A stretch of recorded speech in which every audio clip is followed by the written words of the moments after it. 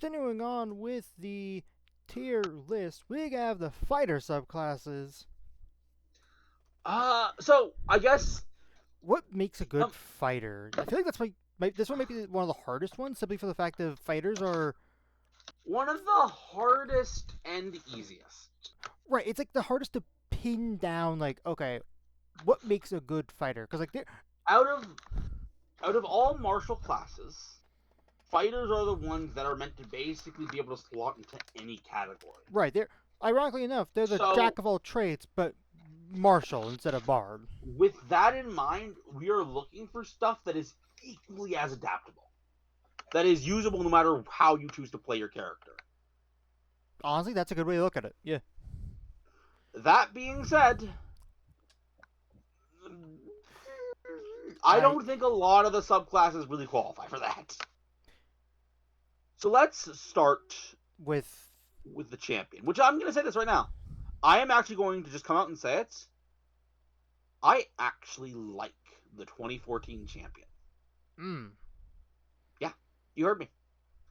I like it. All right, so now it's me and my actions surge against yours. Anyway, so what does 2014 champion get us? Yeah, as a reminder, we are currently covering the 2014 Yeah, subclasses. At 2014. some point, we might jump and look at some 2024 things.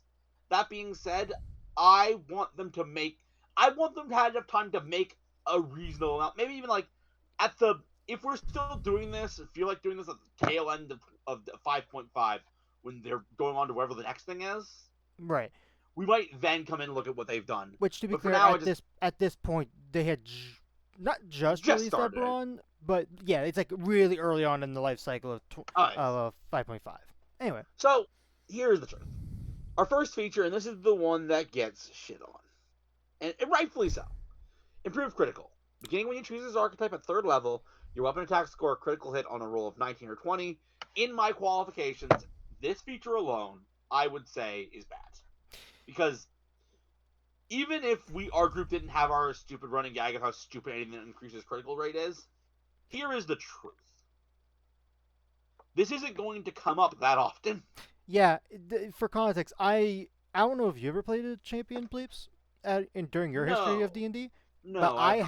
have, and I think as soon as I picked up the champion level, which keep in mind it was a champion paladin multi-class, I don't think I ever rolled a 19 once. Yeah, but the main point I am trying to get at here is, but this is it. So unless you roll that 19, you are just a run-of-the-mill average fighter, which does suck.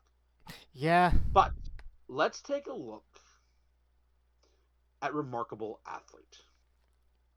At level 7. Starting at 7th level, you can add half your proficiency bonus rounded up to any strength, dexterity, or constitution checks you make that don't already use your proficiency bonus. So this gives you the sort of the bardic jack of all trades Right. to all your physical checks.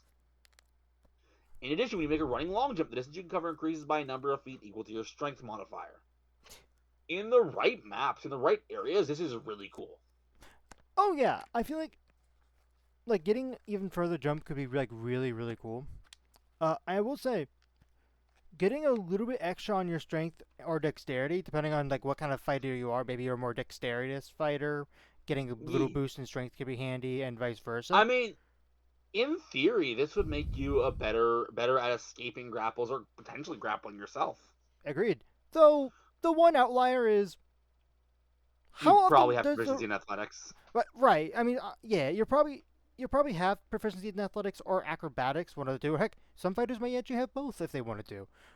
And the big outlier here. Ross, I actually need to stop you. Hmm? When it comes to escaping, like, obviously, when you are getting caught, it is usually athletics or acrobatics, and that is true and legit. But there are a lot of times when it's escaping that I, as a personal DM, make it athletics or acrobatics, when really it's just a straight strength check. Mm. Something you should know. So just note, this would come up more often than you think if we weren't playing using my rules. Another thing that this ability is good for, which I have to acknowledge, is the fact that this impacts your initiative roll. Now, it's not going to be much. At most, it will be 3, because it's half Point your is, proficiency. But still, a boost to initiative is a boost to initiative, no matter how you slice it. Then, The only okay, that, outlier thing is the con checks, just plain old con checks. I think they you've don't had it. happen. I think you've had us roll that once. Yeah. But At 10th still, it's an level, you alright get a feature. second fighting style choice. 15th level, your attack score critically on 18 and 19. And our capstone, 18th level, you attain the pinnacle of results. At the start of each of your turns, you regain hit points equal to 5 plus your constitution modifier if you have no more than half of your hit points left. You don't gain the penalty if you have 0 hit points, though. So if we're So, down, we're not being now, picked up immediately. here is the thing. To you or me, Ross, the champion fighter sounds underwhelming. Even the best features in it, which is like remarkable athlete, Right. is like, okay, sometimes that's going to come up, but here is the thing it does. And we have to acknowledge it for its purpose. So I'm not going to rate it too highly on our table here. I'm probably putting like a D. But, Yeah, I agree. and it's very important, we need to understand what it's for. It is not for you or me. Right. This subclass is meant to be baby's first subclass. If you are getting a friend into D&D, and like, hey man, you want to try? Oh, sure. Here, let me help you build your first character. We're gonna go with champion fighter, get you right into it. Notice something. Almost no features, except for the additional fighting style, but even then, not really. None of the features here come with a choice. Right. There are no choices to make. Improved critical. If you get a 19, you score critical hits. Remarkable athlete. You do add this to those rules if you roll them. And then And survivor, in those Yeah. conditions, you do heal. This is baby's first subclass, and you know what? and I do It respect you is for good that. at that. I It's do respect good you for at that. being Yeah. that. If I cannot see a player ever wanting to play a champion once after they've done the baby's first subclass. In fact, Ross, I would argue that's what you did. Yeah, I played. You basically I played you. champion once. Then Anyway, I moved on. yeah. So again, it's And not I going to do. go high on this table, but I want to be clear. I am not going to bash champion fighter. Normally I would, but you make a lot of good points, and I do have to acknowledge, based off of our criteria earlier, there's nothing inherently about champion that's like, oh, you can't work in any kind of weapon fighting style. You can be like any kind of fighting that you want with a champion, and it'll work out fine. This next one, I actually is tied for my favorite fighter subclass. The Battle Master. Ross, do you remember what the other one this is tied with is? Don't say it, but do you remember? Every time you ask me, I feel like I do, but I. Oh wait, I'm pretty sure it's the one that I played. It is the one you played, yes. Okay. The other fighter I played. Really, the other one you played, not the champion. Not the champion. No, he loves champion, guys. He loves champion. I mean, I do love champion. I just said I love champion, Here's but the it's thing, not my I favorite. can't say I love champion, but I'll say this: I respect it for the role that it has in D&D in general. Yeah.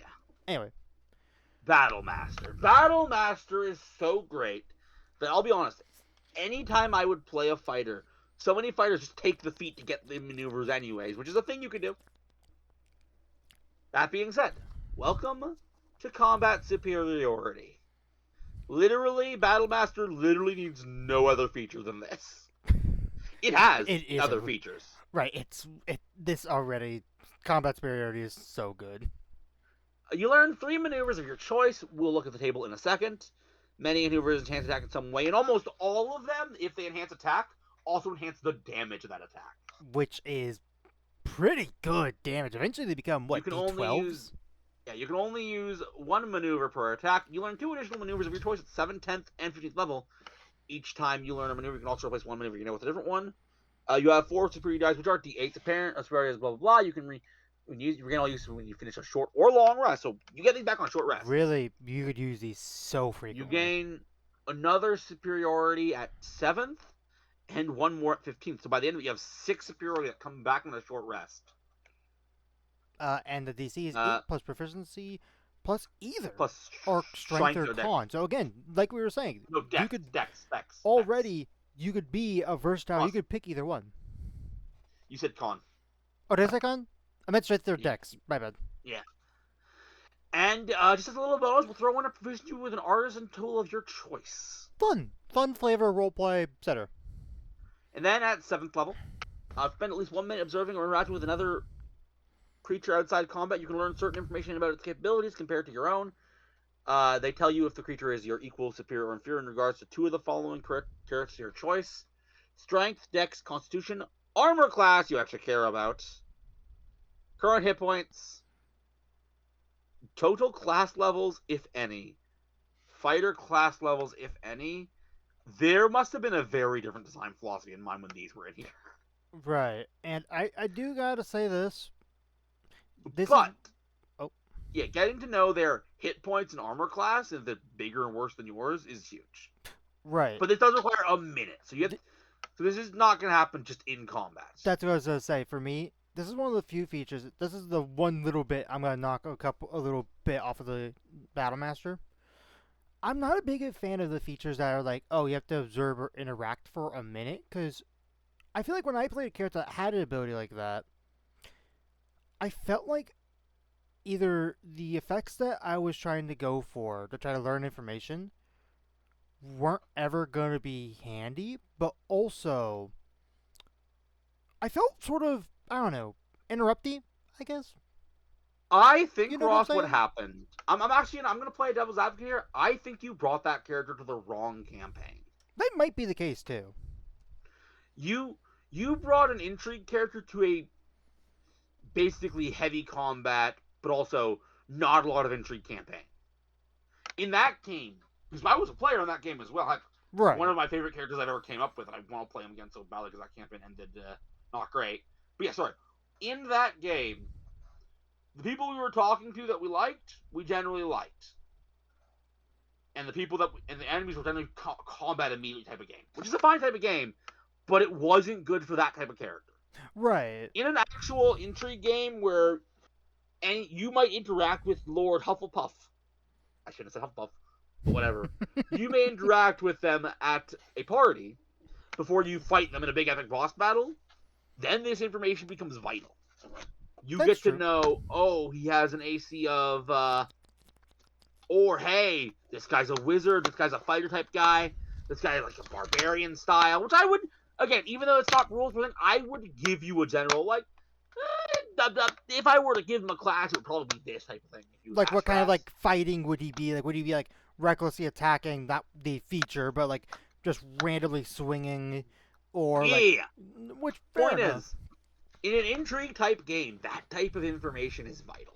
But again, you unfortunately brought that character to the very wrong type of game. Yeah, that's honestly it is probably the case. And no shame in it. Sometimes we make those mistakes, especially Yeah. since that was like one of our earlier campaigns. Yeah. And then, 10th level, we got D10s. 18th level, they're D12s, which is really cool. And then at level 15. And then, unfortunately, one of mine I don't like. You know how much I don't like initiative features.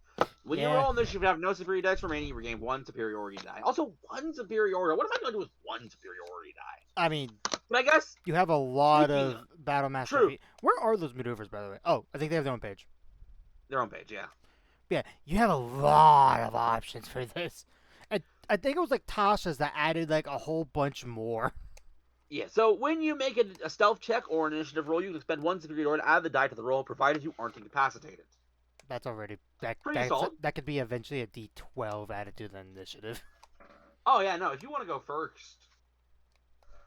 Or, when you're within 5 feet of a creature on your turn, you can spend a superiority and switch place with that creature. Provided you spend at least 5 minutes and the creature is willing and is incapacitated, the movement doesn't provoke harmful attacks. You roll the dice, and you or the other creature your choice gains a bonus EC to the equal to the number rolled. And When a that's creature until the you start of can the next turn. That is a pretty high AC when a boost. creature you can see moves into the reach you have with the melee weapon you're wielding, you can use your reaction to expend 1 superiority and make 1 attack against the creature using that weapon. If the attack hits, add the superiority die to the weapon's damage roll. Or, when you take the attack action on your turn, you can forgo one of your attacks and use a bonus action to direct one of your companions to strike. When you do so, choose a friendly creature who can see or hear you and expend 1 superiority die. That creature can immediately use its reaction to make one weapon's attack, adding the superiority die to the attack's damage roll. Yeah, no, this is if you want a reliable damage dealer. Honestly, all these maneuvers are so reliable with their extra Or, damage. when you make an intimidation, performance, or persuasion check, you can expend a superiority die and add the superiority die to the ability check, which is always nice.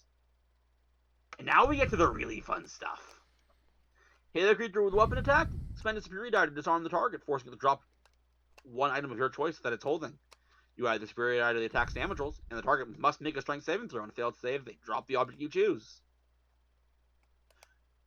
When you hit a creature with a weapon attack, spend a superiority die, distract the creature, giving your allies an opening. You add your superiority to the damage roll. The next attack roll against the target has the allies' advantage if the attack is made before the start of your next turn. When you move, you spend a superiority die, rolling the die and adding the number you rolled to your AC until you stop moving. So basically avoiding opportunity attacks potentially. Mm-hmm. You can expend one superiority die to use a bonus action on your turn to feint. Choosing one creature as your target, you have advantage on your next attack roll against that creature this turn. If that attack hits, add the superiority to the attack's damage roll. So When you hit a many good creature with a options. weapon attack, you can spend one superiority to attempt to go the target attacking you. You add superiority to the attack's damage roll, and the target makes a wisdom saving throw. On a failed save, the target has disadvantage on all attack rolls against targets other than you until the end of your next turn. Salt tanking feature. Immediately after you creature with a melee attack on your turn, you spend a superiority and then try to grapple the target as a bonus action. And add the die to your strength athletics check. When you make an away attack return, you command one superiority to increase your reach for that attack 5 feet if you hit the target. So do it higher, farther. Hit a creature with weapon attack, spend a superiority to maneuver one of your friends into a more advanced position. You add the damage roll and choose a friend. That creature can use reaction happens to use weapon from the target of your attack. When you hit a creature with weapon attack, command one superiority to frighten the target. You add the target. Fail save, it's frightened until the end of your turn. Creature damage with a melee attack. Reaction. Reduce the damage by the number you roll in spirit die. Boom. Okay, small niche with that one, because that one's just your dexterity modifier that's added. I wish it was either strength or dex, but whatever. I mean, I get it. I get it. Right. Yeah. Precision attack. Spirit. Right, I'm going fast because there's a lot of these. Yeah, there's a lot, but here's the thing. All of these are good. I know it'd be too much, but I want to have all of them at once. God damn it! I'm not gonna let you do that. I Make your know, I choice. know. When you do an attack, move them. I think this is push target 15 feet away from you is pretty good. 15 feet. Bonus action. Pretty high. Ranged weapon attack. Thrown property. Draw as part of making this attack is huge, by the way. If you add it to the weapon's damage roll. My God. Rally. You can use bonus action one when you do, you temper hit points. Roll plus charisma. Again, solid. Creature misses you with a melee attack. You can use a react and spend one superiority to make a melee weapon attack against the creature. If you hit, you get superiority to attack's damage roll. When you agree to the melee weapon attack, you can spend one superiority to attempt to damage another creature with a blah blah. Choose another creature within 5 feet. If it takes damage, equal number of roll. The damage is the same type with the original attack. When you make an intelligence, history, or insight check, you spend superiority die. Or when you hit a creature with a weapon attack, you spend one superiority attempt to knock the target down. You add the superiority to the attack's damage roll, and if the target is large or small, it must make a strength saving throw. On a failed save, you knock the target prone. Yeah, no, I mean, all of these are solid. These are all solid. I don't think there's a single maneuver which I would outright say is bad. And with all that in mind, Battlemaster F. I'm sorry, please. I'm joking. No, it is yes. Yes. Remember, the big qualifier was I want something that supports as many different fighter play styles as possible. This is literally. People have said that Battlemaster is the fighter. I would argue is the only subclass that covers that. I mean, people say that Battlemaster's features should just be brought to regular fighter, and like that's how good Battlemaster is, while also feeling like just a fighter. Yep. I mean, again, the fighting style that gives you maneuvers is like a must-have. Right. If you are a fighter. Now, if only it actually worked properly, but that's beyond our That's point. a D&D Beyond Yeah, that's issue. a D&D Beyond thing. Hey, they're fixing a bunch of stuff in D&D Beyond right now, so who knows? Yeah, Anyways, maybe they'll get fixed at some point. The Eldritch Knight. Again, another very popular one for 2014. This is our caster spider, This was our original Spellblade for 2014. our quarter caster. Yep. So have two cantrips of your choice from the wizard spell list. We'll give you an additional one at 10th level. We're going to give you some spell slots, the quarter caster style. Yep. So we have like 2 until I think 5th level. I think Yeah, is how it's the scaling is not great. no, it is. Our second level spells come at 7th level. Yeah. Our second, Our cap spell level is 1 spell slot of 4th level at 19th level. yeah, it's quarter cat. We've talked about quarter. See, quarter casters wouldn't be that bad if they haven't made so many full casters have like full martial subclasses. Yeah. Because I feel like that is basically what hurts quarter casters. Don't get me wrong, I like Eldritch Knight. I want to play an Eldritch Knight at some point. Anyway, let's get back to this. The spell slots, we're getting all stuff we don't know. 2 of which you must choose from the Abjuration and Invocation spells on the Wizard spell list. That is such a weird choice. They got rid of that for 2024, but we're not going to talk about that. yeah. Whenever you gain level in the class, you can place one of them, blah, blah, blah.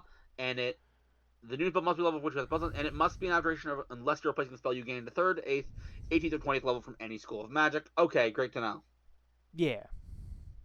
Then we got our spellcasting ability, which is going to use our intelligence. Of course. And oh hey! At 3rd level, you learn a ritual that creates a magical bond between yourself and one weapon. You perform the ritual over the course of 1 hour, which can be done during the short rest. The weapon must be within your reach throughout the ritual, at the conclusion of which you've touched the weapon and forged the bond.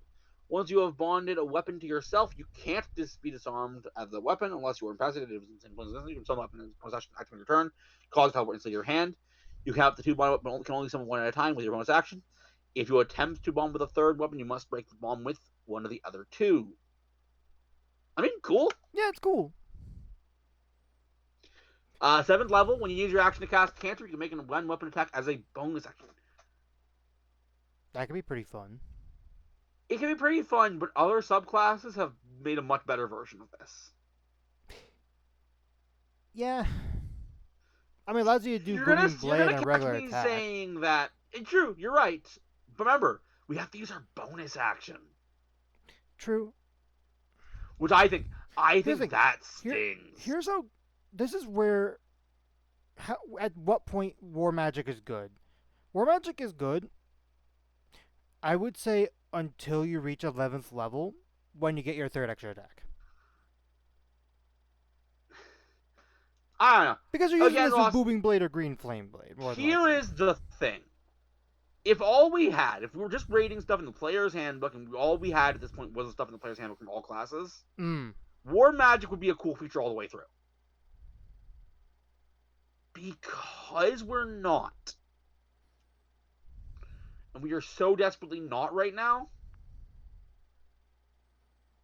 Here, let's just, for a quick second, let me just show something. Because normally we don't do this, but... Yeah, Blightslinger. We have to look at it. I mean, just replacing one of your attacks with a cantrip. Starting at 6th level, you can attack twice instead of once whenever you take the attack action on your turn. Moreover, you can cast one of your cantrips in place of one of those attacks. Our bonus action is still free. Yeah. You know, a fighter, a bonus action is a pretty powerful tool. I mean, you have Second Wind, you have whatever... I'm sure there are bonus action spells that you could pick up from the wizard list. I just can't think of exactly what they are on top of my head, but yeah. That's beside the point. My point is, because later stuff became so much better, this is just even weapon bonds. Weapon bonds great, but you could also just take Pact of the Blades as a warlock. Yeah. And then in this modern age, be a Hexblade. 15th level, you gain the ability to teleport up to 30 feet from an occupied space. You skipped out an Eldritch Strike. Oh, and you learn how to make a weapon strike and attach creatures into your spells. 10th level for that is insane. When you hit a creature with a 10th weapon attack, that creature has disadvantage on the next time throw it mixing its spells. You cast before the end of your next turn. I mean, it's cool. But how am I gonna be... I mean, the dream scenario. is if you somehow, or if you had Fireball, you next level you bonk 3 enemies and then action surge hit them with an explosion of a Fireball. That is so much setup though. However, here's For the issue as well. Mhm. That's not even possible at 11th level. You have to wait until 13th because that's when you get your 3rd level spell slot. Yeah, it's a moot point, Ross. It's just not worth it. And 50th level, you gain the ability to teleport up to 30 feet to an occupied space. You can do when you use your action surge. Cool. You can teleport before or after the additional action. And 18th level, when you use your action to cast a spell, you can make one protective bonus action. Yay! Eldritch Knight is in a very unfortunate position. When it was released in the player's handbook, It was really good. It was pretty good. it was really good. Actually, wait, was it? When did Blade Singer come out? Was Blade Singer in the player's handbook? Bladesinger originally came out in Swordcast Adventures Guide, Gotcha. but was updated in Tasha's. Yeah. All right. So yeah. Then we look at as an example the other one that I'm going to compare this to. Hexblade, that was, I want to say Xanathar's? Xanathar's, yes. Yeah. So yes, I repeat what I said. When the player's handbook came out, this subclass would probably be dragged out to A tier. Unfortunately, it has been out, as is an unfortunate fate of being released on the bloody player's handbook. It has been outclassed eventually got outclassed, by yeah. everything. Everything that does a glimpse of what this wants to do does it better. Because it came, to be fair, because it came out as a Bless you. as a baseline. But the honest, tragic truth is, at the end of 2014 D&D, 5e's lifespan, there is absolutely no reason to pick an Eldritch Knight. Okay, I will not agree with putting it. I was gonna give it a C. No, The features are still good. At the very but least, put it above Champion. no, I can't do that. There's a reason to pick Champion. Here, Ross, let's look at every single feature. Quarter casting, we can get that better in so many places. We know that. And as we've even discussed, we could even dismiss with quarter casters and still have the benefits of being a full marshal. So we're not picking this for the quarter casting. I mean, you're not picking it exactly for Weapon Bond. Weapon Bond's more like a. Weapon Bond's Weapon more like Bond a is ribbon a feature. worse. Weapon Bond is a worse pack of the blade. We're not picking it for war magic because, again, every other subclass that does this version does it with better use of the action economy. I don't think we're picking it for Eldritch Strike because it's not a very good feature. I mean, Arcane Charge is okay, but you're attaching something to a resource that you can get from other places for basically free. And improved war magic, same as with the original war magic, we can get it better elsewhere. So that is every single feature in Eldritch Knight is offered better elsewhere. Unless you are only playing with options in the player's handbook, there is unfortunately not a single reason to pick Eldritch Knight. I want to be clear, obviously, we're talking in power level. If you just want the flavor of it, fair enough, but that's not what we're rating today. Right. I mean, if you have an argument, if you can justify picking Eldritch Knight over anything else that was released since, that does what it does, I will happily move it to C.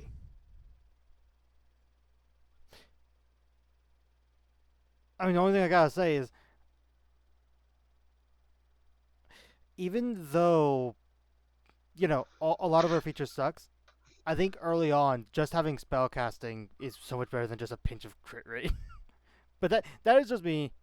We could. But I leave it said in D. justify it over something that was released since that does what it does. The champion does not qualify for either of those provocations. Right. And I talked to you about champion's purpose. Yeah, like I said, it is unfortunate because Eldritch Knight got screwed badly. Eldritch Knight, I think, out of everything we have looked at so far, got the worst of what I call the the player's handbook syndrome or whatever. There's a term that people have said about it. The Yeah, I mean, player's handbook I effect. power creep is more accurate. It got hit bad by this because, again, another one that we gotta think about is the swords bar, which I don't even think about oftentimes. Mm, But the swords bar also. yeah. I mean, I wouldn't say as Xanathar. much because You're right, but it does a yeah, lot. But the point is, but I agree with you guys. Source bar is one that you gotta consider, sort of. no, But my point in all this is, it just if what I want is that core fantasy, picking Eldritch Knight does not make sense. And again, it is sad because again, when it came yeah, out, it was the optimal choice. It just isn't anymore. It is funny. Battlemaster stood the test of time. it has. It has. Champion has a purpose, as we've discussed. Eldritch Knight doesn't. Right. It's tragic. Uh, That the and, banneret. and now we got our F. I'm joking. No. Wonder if we did The actually relook at the old version. Not recently, recently. but yeah. The banneret, or as it was originally called, much to the annoyance of what they did with it, The the Purple Dragon Knight. yep. So we're gonna call it the banneret. For Because simplicity. I feel we need to address this because apparently even Watsy doesn't get it. Purple Dragon Knights are the name of an organization. I would argue it was silly to name a subclass after them in the first place. But that is besides the point. I agree with you because that led to so much. The amount of times that you and I were talking about, and I would mention the Purple Dragon Knight, and you would mention the Banneret, and I would be like really confused. It just led to so much extra confusion that's annoying. Anyways, we're getting ahead of ourselves. Besides the point. When you choose this archetype at 3rd level, you learn how to inspire your allies to fight on past their injuries. When you use your second wind feature, you can choose up to 3 creatures within 60 feet of you that are allied with you. Each one regains hit points equal to your fighter level, provided that the creature can see or hear you. That's okay healing. I mean that at this point that's 9 healing overall to 3 spread out to 3 different creatures. It is, even though we're not rating for it, I will say it is a shame that this just got illegaled out in. Actually, no. Have they released the? I know they did a bunch of unearths. Have they released officially the banner right yet? They have. Yes. Have they? No, they had. They Did? had. We covered it Yeah, in right, the. We had covered it with the Right, it was in the Faerun book. And we did not like it then too. It is a shame. That's why we then, looked at. We because were looking at it. Yeah, it is a shame then that because that came out, this has become officially, typically not at my table, but officially illegal in 2024. Because with how much better short rests are, or your second wind feature is in You 2024, have so many more. this uses. feature is so nice. I mean, Anyways, here's the thing that sucks as well about the 2024 one, real quick. They limited it to only once. I think it was like once per short rest, not even equating it to the second wind, but also applying it to second wind. It's really dumb. yeah. Anyway, Each one regains hit points with your fighter level, provided that creature can see or hear you. which again, And then okay, healing. 7th level, Knights of High Stand. You gain proficiency in persuasion skills. If you are already proficient in it, you gain proficiency in one of the following skills of your choice.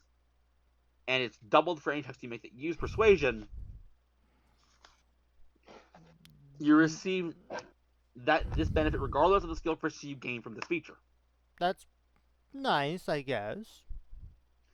And then when you use your action surge, you can choose a creature within 6 feet of the creature to make one melee or ranged weapon attack with its reaction, provided that it can see or hear you.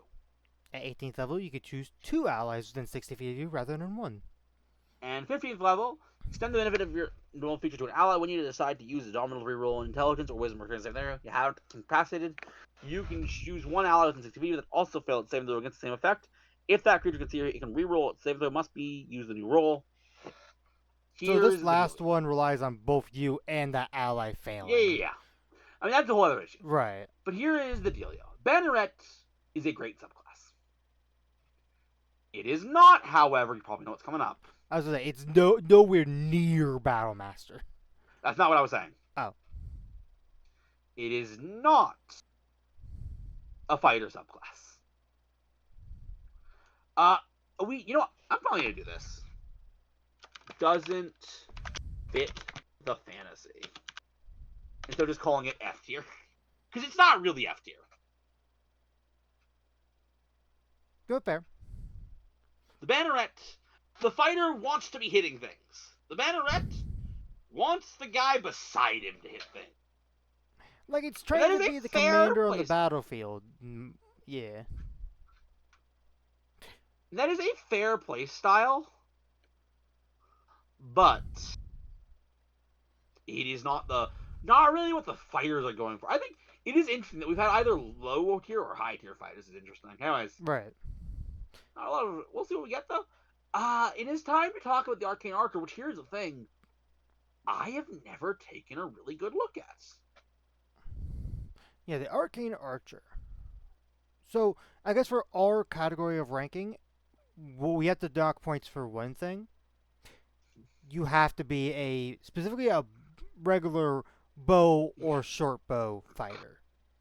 You Yep. can't do crossbow. There's no melee attack. This is specifically like you're either bows or your subclass doesn't work at all. Anyways, Okay, maybe but yeah, one feature works for it. let's But just get to it. So at yeah, third level, you learn the magical theory, some secrets, blah blah blah. You can get Proficiency in Nature, and you get Prestidigitation or Druid Craft. Which, you know what? fine Fun, fun, fun, fun, cantrips. fun. Fun cantrips and a couple good skills. Uh, Third level, you learn to unleash special magical effects with some of your shots. When you gain this feature, you learn 2 arcane shot options of your choice. See the table below. Once per turn, when you fire an arrow from a short bow or longbow as part of the attack action, you can apply one of your arcane shots options to that arrow. You decide to use the option when the arrow hits, unless the option doesn't involve an attack roll. You have 2 uses of this ability, and you regain all of the uses when you finish a short or long rest. You get additional options when you reach certain levels. Each option also improves when you become an 18th level fighter. Something I am noticing here, well, we get other options, we don't seem to ever get additional uses. And that's my one first complaint about the Arcane Archer. Here's the thing: I love the idea of the Arcane Archer. I think it's really fun. The arrows themselves are really fun ideas as well. But 2 times per fight, I wish it potentially, was and equal obviously to your longer. proficiency per short or long rest. So eventually you'll Yeah, equal no, out to being the same amount of uses as the Battle Master. this is 100% lame that you only get to do this twice. Yeah. 7th level, you gain the ability to infuse arrows. Whenever you fire a non-magical, you can make it magical for the purpose of recovering blah blah blah. The magic phase from the arrow immediately after it hits. Okay, Thankfully, great. that's not our only 7th level feature. Also, you learn how to direct your arrow, or when you make an attack roll with a magic arrow and miss, you can use a bonus action to reroll the attack roll against target. It's okay, Yep, fine. For range but attacks, that's it's it. pretty That's, nice. that's all. That's all we get though. That's actually pretty lame for all we get. And then everybody shot. This is the Battle Master thing. You get it back when you And then you, roll initiative. starting at 15th level, your magical archery is available whenever battle starts. For relationship having, you regain 1 use of it. Yeah. And that is it because we have scaling once we get 18th level. And that's just attached to all the arrows themselves. The arcane shot feature lets you choose the blah blah blah. The options are presented here in alphabetical order. They are all magical effects, and each one is associated with blah blah. If the option requires a saving throw, you're blah blah blah. Abjuration, temporarily banish your target to harmless location on the Feywild. The creature by the arrow must also, you don't occur from a saving throw, be banished. While banished this way, its speed is 0 and it is blah blah blah. The target reappears in the space blah blah blah. After it also takes 2d6 force damage when the arrow hits it. Fun. Your enchantment magic causes the arrow temporarily beguiles target. The creature hit by the blah blah blah blah. Takes an extra 2d6 seconds and chooses one to realize within 30 feet of the target. The target must wisdom saving throw or it is charmed by the chosen ally until the start of their turn. The effect ends early if the chosen ally attacks. The charmed target deals damage to it forces. I actually want to comment on this for a second. I know I'm blahing a lot, and the psychic damage increases. I guess. Having a charm effect that you can put on somebody else, which I think when we designed our own rogue, we did the same, I believe. Having a charmed effect that you can be not charmed by you, but the guy next to you, but the guy within range of the enemy.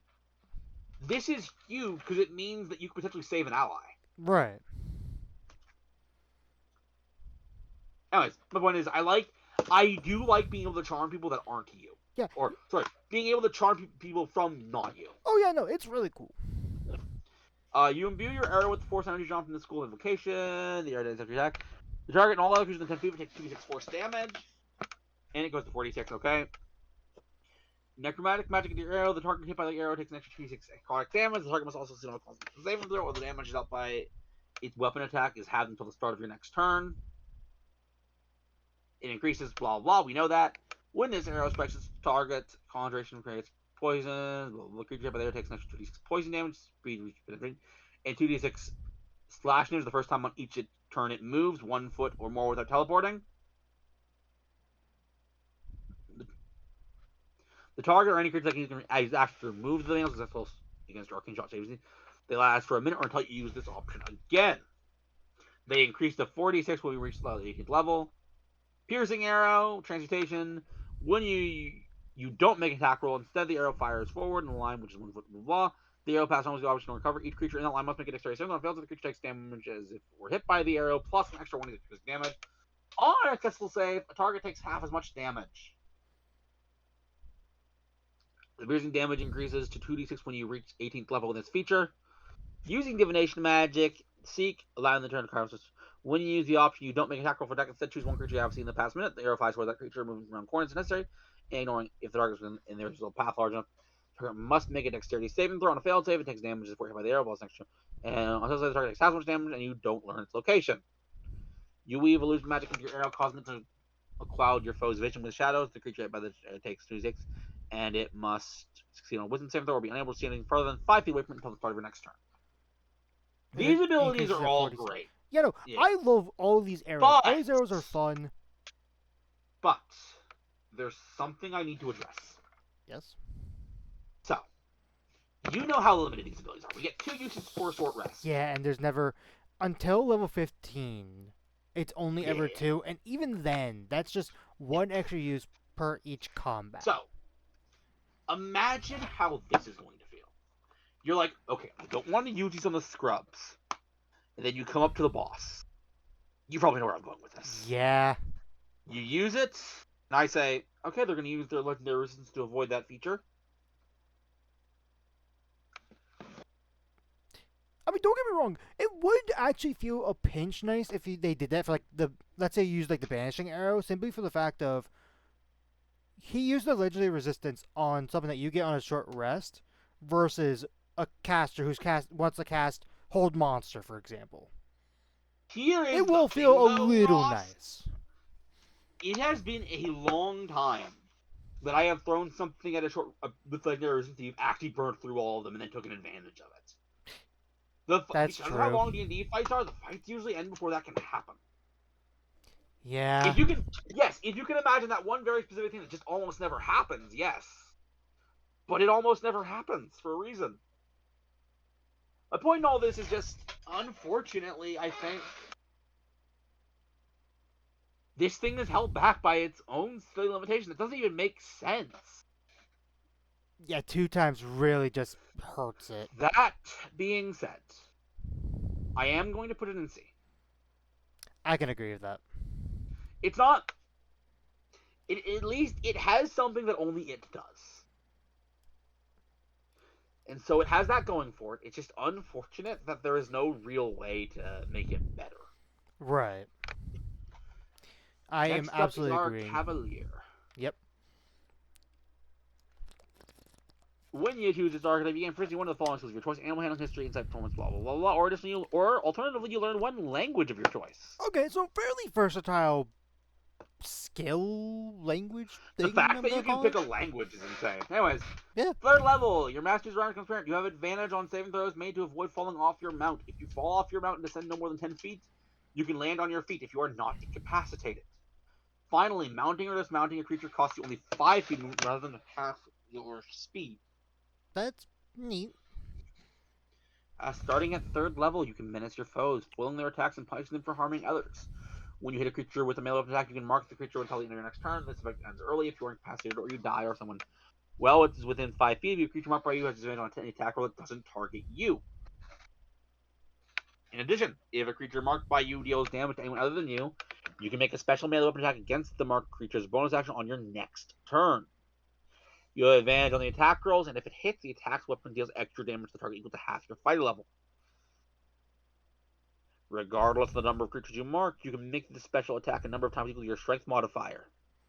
And you regain all expended use when you finish a long rest. Okay, so you always have a taunt feature, but about, let's say you're a strength-based fighter, 3 or 4 times by this level, you can make a increased power attack if they decide not to target you.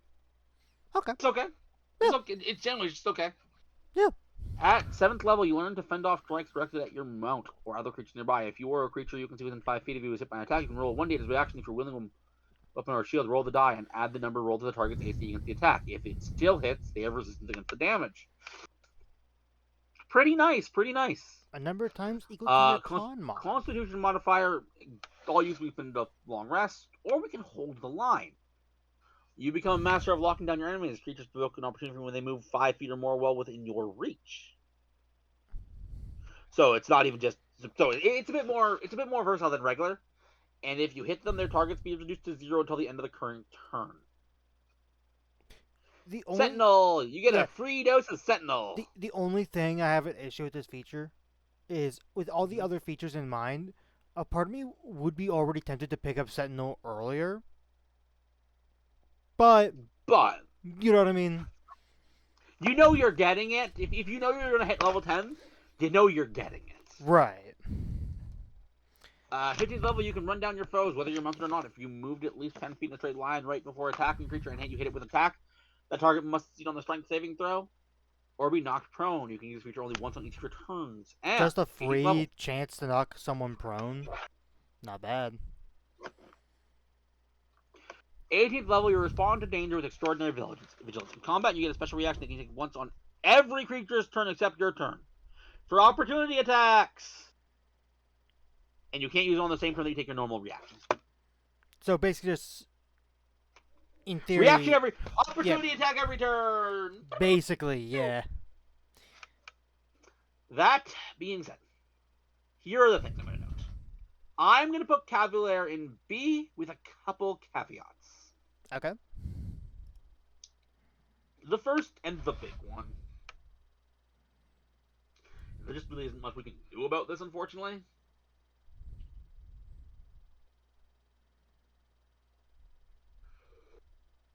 It is a flavor fail that just, they didn't really have a good fix for. Let me guess, you thought, Cavalier, it's going to be a lot more horseback fighting. Yes. Now, the issue is there isn't good design in 5e, or 5.5 for that matter, to make it... And I want to be clear, mounts are really powerful, but people just don't use them. Yeah, no.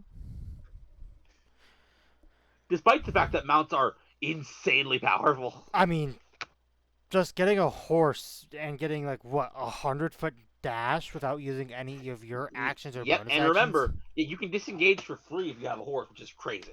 Yeah, no, it is nuts what you could do. That being said,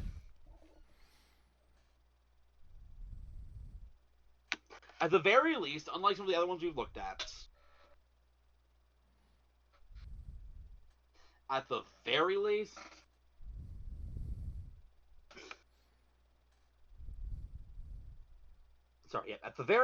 it's usable the entire way through.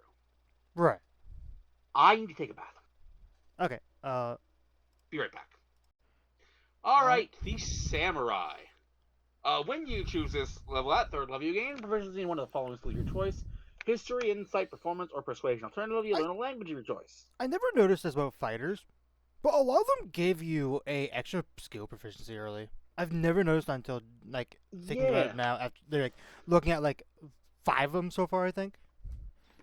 Starting at 3rd level, your 10th back can help shield you and help you. As a bonus action on your turn, you can give yourself advantage on all weapon attack rolls until the end of the current turn. When you do so, you also gain 5 temporary hit points. The number of hit points increases when you reach certain levels in this class. 10 at 10th, and 15 at 15th. You see where we're going with this? Yep. And Anyways, 3 times per day. 3 times you gain when you push a long rest. 3 times I feel is not a lot of time. But this Again, applies to it's this. every single attack. You're right. That on But one my single turn late game, that can be over 8 different attacks. All of I would much advantage. rather 1 time per day short rest than 3 times per day long rest. Because again, I talk about this, right? That means that for most of an adventuring day, this level 3 feature might as well not exist. Right. Which is lame. Anyways, 7th Elegant level. courtier. Whenever you make a persuasion check, you gain a bonus check equal to your wisdom modifier. Again, bonus, not just so you could like Yep. just add your wisdom. You also get proficiency in wisdom saving because we were talking about this in our last episode. We were just talking about this for Gloomstalker. It's like it's very rare for a subclass to give you a proficiency in a saving throw. Same That things is as all. well with it being if you have proficiency in wisdom, you get Yeah. intelligence or charisma. That is always going to. I think it was also wisdom, right, for the Gloomstalker. Yeah. Oh no, it defaulted to wisdom, and then it's either intelligence or charisma. Well, it was the same idea though. Yes, if yes, you already exact had. same idea. Yeah. And I mean, just a free additional saving throw proficiency, I'll take it. Especially wisdom, because wisdom, as we said last He's time, one of the most dangerous. It's like that or Dex. It's like a coin flip. honestly, here's the thing. I think the most dangerous are intelligence. Wisdom is just common. I would say wisdom are still scary because you have like a lot of spells that rely on wisdom saves. You have a good number of effects like charm and frightened are usually, not always, but usually wisdom saves. Here is the thing. The things tied to wisdom saves, the very worst they are going to do is take you out for a couple rounds. The things tied to the other mental saves, that is intelligence and charisma, they can potentially take you out of the game forever. And I'm not talking about spells, I'm talking about enemy stat blocks here. Right. They Although, can take you you gotta admit, out of those the ones game are forever. a little rarer. But that's what I'm saying. Yes, But, wisdom is more common. We're agreeing here. We're saying the same sentence, Ross. Yeah. But I think the other ones are going to hurt more. But again, wisdom is probably going to be more reliable in the long run. Yeah, agreed. 10th level. Bleh. When you roll notice and have no use of fighting, you gain a use. I super hate this design philosophy, and Fighter embraces it so wholeheartedly. It does. But Still, though, I mean that's just guaranteed advantage on your attacks. And And level, you learn to trade accuracy for swift strikes. If you take the attack action on your turn and have advantage on attack rolls against one of the targets, you can forgo it to make an additional weapon attack against that target as part of the same action, but only once per turn. So if we're not action surging, we get by this level 4 attacks, 2 of them being at advantage, 2 of them being neutral, or regular attacks, whatever. Wait, what?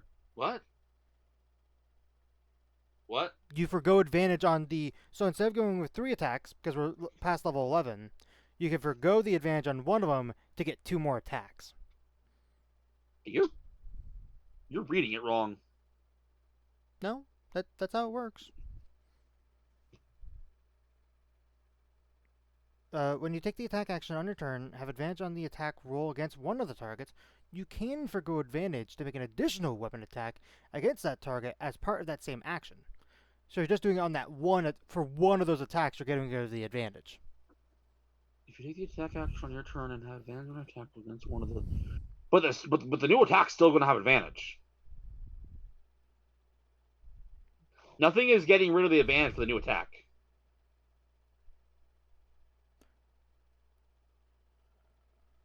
That would be really weird wording. But I guess I see what you're talking about. Remember, we have to take this as it says. I don't know about... I can't say rye, but I can say raw here. You take the attack action on your turn and have advantage on an attack roll against one of the targets. You can forgo the advantage for that roll to make an additional weapon attack against that target as part of the same action. Now, remember this though. Here's what you got to remember. We're not going to be able to use Elegant Courtier every time. We know that. So we're not going. a Oh, fighting fighting spirit spirit. every time. Right. We're not going to be able to use fighting spirit every time. So the expectation is more often than not, you're not going to be taking advantage of that to get this. You're going to be taking advantage of the other ways to get yourself advantage, and those often will only trigger the one time. Okay. Like except for fairy fire, of course. But Well, anyway, yeah, fairy point is, fire. You have other conditions like paralyzed and yeah. whatnot. But either way, there's a lot of ways to get advantage. But then we get strength before death. Your Oh fighting spirit can boy. delay the ground. If you take damage or injury, once you lose your reaction to delay the fall unconscious, and you can immediately take an extra turn. This is interesting because it's like immediately. This isn't like just a you get like an extra action. This is just a straight up you get another turn. Well, you have 0 points during that extra turn. Taking damage causes death saving throw failures as normal. 3 death saving throws failures can still kill you. When this extra turn ends, you fall unconscious if you still have 0 hit points. Once you use this feature, you can't use it again until you finish a long rest. So once per day. Obviously, And there's nothing preventing you from Zealot. drinking a potion, using just second wind to just Yeah. keep yourself up from being knocked out. So, Samurai is a weird one to judge. I don't think it quite hits B, but I think it beats the Arcane Archer. Fair, I can agree with that. The Echo Knight. People have opinions about this. They do. Hold on, let me put my. I like having my own list updated. Yeah. Echo Knight. At third level, you can use a bonus action to magically manifest an echo of yourself to knock consistency with blah blah blah. This echo is magical translution and damage of you that lasts until it's destroyed. Until you dismiss it as a bonus action, until it has an AC of 14 plus your proficiency of 1 hit point and immunity to all conditions. If it has to make a saving throw, it uses your saving throw bonus for the roll. It is the same size as you and it occupies its space. On your turn, you can mentally command the echo to move up to 30 feet in any direction. No extra card. If your echo is ever more than 30 feet from you at the end of your turn, it is destroyed. As a bonus action, you can teleport magically swap places with your echo at the cost of 15 feet regardless of the distance between you. When you take the attack on your turn, any attack you make with that action can originate from your space or the echo space. You make this choice for each attack. When a creature that you can see within 5 feet of your echo moves at least 5 feet away from it, you can use your reaction to make an opportunity. Basically, you're both in your space and the echo space. Yeah, and here's another. Before we even go to the other feature you get at level 3, I want to point out there is no resource attached to this. Correct. You could spam this thing out so many times. Yeah, the only issue is it's got 1 HP, so you only have to use a lot of your bonus actions for it, but that's fine. I would argue using a bonus action to get honestly all these benefits pretty good. Then we got Unleash Incarnation. Third level, you can heighten your Echo's Fury. Whenever you take the attack action, you can make one additional melee attack from the Echo's position. You can use this feature a number of times equal your Constitution modifier, and you regain all up use when you finish a long rest. So just an extra attack whenever we take the attack action, just in general. So we can do this works with an action attack with action surge. Would this technically work with the hasted action? Because even though haste only enables one attack from the haste, so extra attack doesn't work.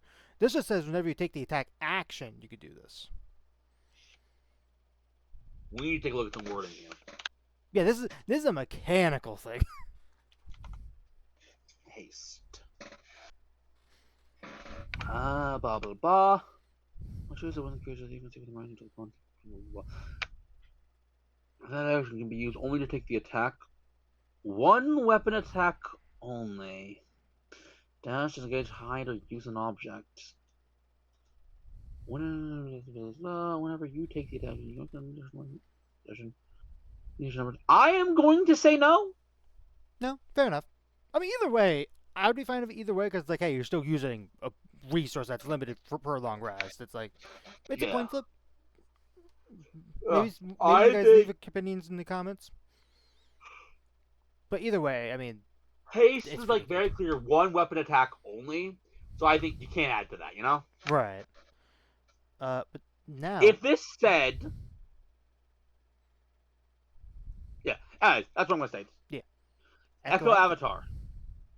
You can temporarily transfer your conscience to your Echo. As an action, you can see through your Echo's eyes and hear through its ears. During this time, you are deafened and blinded. You can sustain this effect for up to 10 minutes, and you can end it at any time. While your Echo is being used this way, it can be up to 1,000 feet away from you without being destroyed. basically just turning this into a fine familiar. And I've heard people say you could use this to be like a pure assassin from across the map. It, As it actually can steer crystallization through its ears during I stream guess the only magic. question is, are you able to attack just from your echo in the sense of when you're controlling them? There is no justifiable reason why you couldn't. Yeah. So I think I the mean, answer is Ross. it's still gonna have only one I mean, HP, but here is the honest truth. It's not going to, unless you are also an assassin. So unless you are also an assassin, it is not going to be very effective. right, There are a couple mechanical things that technically means it won't work, but they are stupid and definitely not Rye. right. Shadow Martyr. Starting at 10th level, you can make your Echo throw itself in front of the attacker to another creature you can see. Before the attack roll is made, you can use the reaction of what the Echo to knock within 5 feet of the target creature. The attack roll that triggers the creature is instead made against your Echo. Once you use the feature, you can't use it until you finish a short long rest. Pretty good, actually. I mean, just imagine this: an ally gets attacked, and your echo blocks it, and you teleport potentially from 60 feet away. Because, Mm-hmm. like, that's pretty good without needing a But bonus action or action to do it. by 15th level, you've learned to absorb the fleeting magic of your Echo. When an Echo of yours is destroyed by taking damage, you can gain a number of temporary points with a 2d6 plus your Constitution modifier.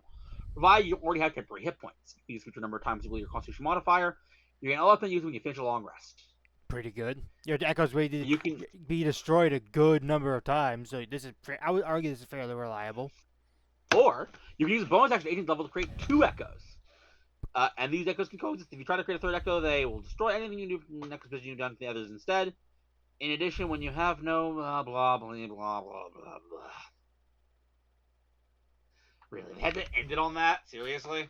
Yeah. Look, the Echo Knight is great. And I know why people always dog on it. That being said, I don't think it hits the high. It is not. It's not. It gets a nice solid A. I don't I think I'm absolutely agree. willing to plop it onto. I do not. I am not willing to plop it onto to S tier. I definitely agree with you, please. I mean, Echo Knight is really good. It just doesn't quite hit. Echo Knight's reliable, It but does it isn't one as thing really, versatile. really, really, really well, and you know what? Sometimes that's a fun thing to do. But the Battlemaster is so versatile, so reliable. Yeah. But that being said, next up is my other favorite fighter. And one that I actually played in a full campaign from 1 to 15. No, 16. I think. Didn't we do Tyranny for 16 levels? About, yeah. And then we So, did the extra session. yeah. So, Yeah. of course, first off, we get proficiency in Smith's tools, and we can speak, read, and write giant. Fair enough. Fair Fine. enough. Let's get to the fun stuff. Yeah, let's. Starting at I third had to level, cover you it. can use magic runes to enhance your gear. You learn 2 runes of your choice from among them. The runes described below, and each time you gain a level in this class, you can place 1 rune you know with a different one from this feature. When you reach a certain level in this class, you can learn additional runes as shown in the runes known tables below. Starting with the one that everyone is going to take. I mean, This rune emulates the set of magic used by well-wearing or carrying objects scrubbed. With this rune, you have advantage on sleight of hand checks and charisma checks, but more importantly, when you are a creature you can see within 30 feet of you hit by an attack, well, you can use reaction to invoke the rune and choose a different creature within 30 feet of you other than the attacker. The chosen creature becomes the target of the attack using the same rule. Magic can transfer the attack's effects regardless of the attack's range. I've never realized it specifies that, but we've always assumed, so. right. Once you invoke this rune, you can't do so again until you finish short or long rest, but honestly, that is always a really fun moment, especially when they crit. Yeah. I mean, here's the thing. I'm gonna say this about all the runes. Even though there is one rune that's sort of outclassed than the others, what I like about all the runes is the fact that you have your activatable ability, which all of them are Yeah, pretty and then good. you're passive. But then you have a bunch of passive ones that's like your choice will always matter, even if you don't have the charge of your ability. Speaking of, this is honestly the runner-up. Honestly, they kind of have these in the order. The runes magic channels the mass percussion. While wearing or carrying objects, blah blah blah. You get proficiency. Your proficiency bonus is double for any ability you can make using that proficiency with a tool. In addition, when you hit a creature with an attack using weapon, you can invoke the rune to summon fiery shackles. They take an extra 2d6 fire damage, and it must steal a strike saving throw or be restrained. Restrained is so good. Restraint's really For good. 1 minute. While restrained by the shackles, the target takes 2d6 fire damage at the start of each of its turns. The target can repeat the saving throw at the end of each of its turns, banishing the shackles on a success. Once you invoke this rune, you can't do so again until you finish a short or long rest. Fire Rune got so much use in Tyranny. Oh yeah. Frost Rune, which is the one I was referring to, which the activatable ability is a little outmatched compared to This the other rune's ones. magic evokes the might of those who survive. While wearing or carrying it, you have advantage on animal handling checks and intimidation checks. You can invoke the rune as a bonus to increase your strength for 10 minutes. You gain +2 to all ability checks and saves that use strength or constitution once per short or long rest. I mean, it's fine, but it just gets outclassed. Or this rune's magic, while wearing it, you have advantage on insight checks, and you have dark vision. Dark vision's always nice. Dark You Vision already up to have it. 120 feet. In addition, when a creature you can see enters turn within 30 feet of you, you can use your reaction to invoke the rune and force the creature to make a wisdom saving throw. Unless the save, they are charmed by you for a minute. While charmed this way, the creature has speed 0 and is incapacitated. I don't even know why they throw on the charmed after that. Also, I'm rereading this. Isn't this just a single target hypnotic pattern? Yeah, yep. I mean, don't get me wrong, it's cool. Yeah. Notice, however, that there's no clause about being able to wake them up. You're right. But yeah, you can. So they're going to be down there good until they make that save. And these are, once per short or long rest, those are all the ones that we get starting at 3rd level. Like, those are our options. But we get 2 more options once we get to 7th level. We can take the Hill Rune. The rune's magic bestows a resilience, blah, blah, blah. While wearing it, you have advantage on saves against poison, resistance against poison damage. In addition, you can invoke the rune as bonus action to gain resistance to bludgeoning, piercing, slashing damage for 1 minute. Once you invoke the rune, it's going to finish a short. So just a short rest rage, basically. Good feature like a stone giant seer while wearing or carrying an object. You have advantage on Arcana checks, and you can't be surprised as long as you aren't incapacitated. In addition, to enter a prophetic state for 1 minute until you're incapacitated, until when you or another creature can see within 6 feet makes an attack roll or save throw, you can use your reaction to cause the roll to have advantage or disadvantage. Once you invoke this rune, you can't do so again until you finish a short or long rest. Just giving you your allies or enemies a disadvantage or advantage. And here is the thing: these runes, since they do stuff constantly and they're pretty cool, they'd be a pretty solid level 3 option. They are already just a fairly solid option. But that's not all we get. 3rd level, you learned how to imbue yourself with the might of a giant. As a bonus action, you magically gain the following benefits will last for 1 minute.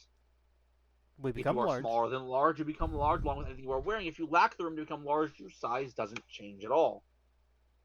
Advantage on strength checks and strength saving throws. Once on each of your turns, one of your attacks with a weapon or an strength, you deal an extra 1d6 damage to the target on a hit. And it's a number of times you get your proficiency bonus, and you gain up minutes when you finish a long rest. This is honestly enough that you can basically do this every fight. Also, I will say, it is really funny to see that if you're just in general smaller than large, you just become large. So, like, my thought process is, okay, what if you're a fairy? Like, one of the tiniest creatures in D&D just becoming a large creature. I mean, that's the idea. Right, it's very funny. Fairies are just small category because they don't want you to play anything tiny. Right. But, I mean... That being said, yes. This is, by the way, this would also be solid by itself. Like, this is a solid... The fact that you get both of these. Yeah. And then, we're not done, because, you know, we eventually level up to level 7. Yep. Believe it or not, it's a thing we can do. At 7th level, you learn to evoke your rune magic to protect your allies. When another creature you can see within 60 feet of you is hit by an attack roll, you can use your reaction to force the attacker to re-roll the d20 and use the new roll. You can use this feature every time equals your proficiency bonus, and you regain all expended use when you finish a long rest. You know what? Fair enough. Pretty good. I mean, just flat out, just hey, enemy, re-roll. You hear that for like a crit? Oh. Yeah. Then, 10th level. I don't know what that is. 10th level. The magic of your rune permanently alters you when you gain this feature 3d4 and grow a number of inches. I forgot how ridiculous that sounded when you read it. You just go 3d4 inches. I mean, I'll be honest. It would be stupid if that was really the sentence. But also we'll just give you, it's a d8 now for the extra damage. Instead of a d6, which, fair enough. 15th level, you can invoke each rune you know from your rune cover feature twice rather than once and regain all of them lose when you finish a short or long rest. Fair enough. So, more of them! Woo! At 18th level, you learn how to amplify your rune-powered transformation. As a result, the extra damage you deal with giants might feature increase to a D10 moreover. You're now huge. And you get a higher reach. All really solid stuff. And again, it's not as good as the Battle Master, but I think it still deserves a spot up there in S. Yeah, yeah, no, here's the thing. Me having played a Rune Knight fighter, I really had a good time. It was a really fun time. Which means we have one more friend to look at. The The Psy Psy Warrior, our Warrior. Jedi Master, aka Thoughts the Battle Master, I guess. Sonic Power. At 3rd level, you harbor a wellspring of Sonic Energy within yourself. The energy is represented by your Sonic Energy dice, which are each d6. You have a number of these dice equal to twice your original bonus. And they fuel various Sonic powers you have, which are detailed below. Some of your powers expend the Sonic Energy die they use, as specified in the power description, and you can't use a power if it requires you to use a die when your dice are all expended. You're going to use dice when you finish a long rest. In addition, as a bonus action, you're gaining one expended Sonic Energy die, but you can't use it until you finish short or long rest. Still better than take back on it. When you reach certain levels in the class, the size of your Sonic Energy dice increases to 5th level. It's a d8, 11th is 10, and 17th is 12. So right Here away are we our have about 5 uses per per per short rest. Because you have double here. your proficiency and then +1 to just regain as a Yeah. bonus action. Yes. Okay. Here are what I got for you. Protective field. When you or another creature within 30 feet takes damage, you can use your reaction to expend his dice, roll it, and reduce the damage taken by the number rolled plus your intelligence modifier. So you can make a force field. You can probably roll up once on each turns immediately after you hit the target within 30 feet of you with an attack and deal damage to it with a weapon. You can expend it, rolling and dealing force damage to the target equal to the number of rolled plus your intelligence modifier. Okay. Okay. Some extra damage. Yeah. You can move an object or a creature with your mind. As an action, you target one loose object that is large or smaller, or one willing creature other than yourself, if you consider target blah blah blah. 30 feet to not consistency. Alternatively, if it is a tiny object, you can move it either way. You can move it to target. Once you take this action, you get just So we get notice, by the way, we don't for one have use the we dice get for it that. free. Yeah. But then you have Which these dies. But even then, one free use is not bad. Just being able to move an ally to an even better advantageous position. Heck, let's say you are the lead. Let's say you're a dex-based fighter, so like you lead initiative, and your barbarian, even if they raged and get that extra movement speed, weren't able to get close enough to wouldn't be able to get close enough to the enemy. You could use this to push them even further so they can get closer to the enemy. You know what I mean? All right. With that, Very fun stuff. in mind, telekinetic adept. You got new powers. As the bonus action, you can propel your body with your mind. You gain a flying speed equal to twice your walking speed until the end of your current turn. Once you exact one action, creatures can take the short loss unless you spend a Sonic. So first use free, and use after cost dice. Yep. When you deal damage to a target with your Sonic strikes, you can force the target to make a strength saving throw against the DC. Blah blah. If they fail, you can knock them prone, move it up to 10 feet in any direction horizontally. You get resistance to 10th level. You get resistance to psychic damage. Okay. And if you start your turn charmed or afraid, you can spend the dice and end every effect subjecting yourself to those conditions. Every effect. So this would include. You know how we talked about hypnotic pattern earlier. This would include incapacitation. Is it while charmed you have the speed of 0? Yeah, that effect does do it. Yes, stuff like that. Then we got Bulwark of Force. At 15th level, you can shield yourself and others with telekinetic force. As a bonus action, you can choose creatures, which can include you that you can choose within 30 feet of you, up to a number of creatures equal to your intelligence modifier. Remove one creature. Each of the chosen creatures is protected by half cover for 1 minute or until you are incapacitated. Half cover. Once you take this bonus action, you can't do so again until you finish a long rest, unless you expend a Sonic Energy die to take it again. By 18th level, your ability to move creatures and objects with your mind is matched by few. You can cast the telekinesis spell requiring no components or intelligence. One in each of your turns when you're crunching on the spell, including the turn you cast it. You can make one attack with a weapon as a bonus action. Once you cast it, you can't use it again for a long rest unless you expend a psychic die to cast it again. You got a lot of these psychic dice to use for all of your features. Yeah, it's not as versatile as the Battle Master. I mean, it's hard to be as versatile as Battle Master. I think it's better than Echo Knight, so I'm gonna put it in A. I think I agree. Even though I love Echo Knight, and I've not actually played a But Psy Echo Knight Warrior. is just Echo Knight just does one thing very well. Right. The Anyways, Psy Warrior. Am I wrong of saying that the Psy Warrior is basically a psionics version of a Battle Master? Not as versatile I with will say abilities, but like it has I a lot think it of is. Yeah, it has a lot of abilities they could use.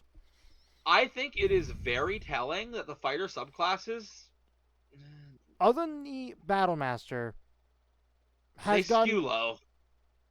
they skew low, but a lot of the ones A lot of the newer ones were got super solid, better and but better as time went on. they definitely still skew low, which is a shame. Yeah. But that is our fighter tier list. Also, before anyone asks, we are not covering the unofficial Gunslinger subclass. Correct. I It's guess in this tier list, but we didn't put it there. right. So, anyway, thank you guys for watching, and as always, stay tuned for our next tier list. As always, stay tuned for more. Auf Wiedersehen.